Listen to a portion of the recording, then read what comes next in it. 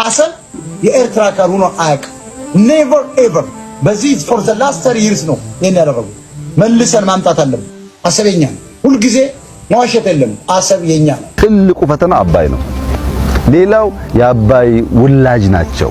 ኢትዮጵያ የችግሮች ሁሉ ትልቁን ፈታች ማለት ትንንሾቹ ምንም ናቸው ማለት ነው። ቀይ ባህር የኛ ነው። ብትመር ቢመርም ዋጠው የኛ ነው።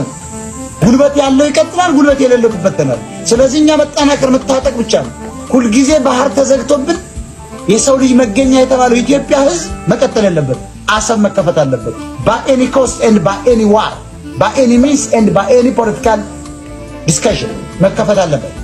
ጦርነት ካሰቡ እንገጥማለን፣ ውይይት ካሉ በውይይት እንፈታለን። ለምሳሌ አባይ 1000 ዓመት አሁን የሚሰጠውን አገልግሎት እንዲሰጥ ማድረግ አልቻለም።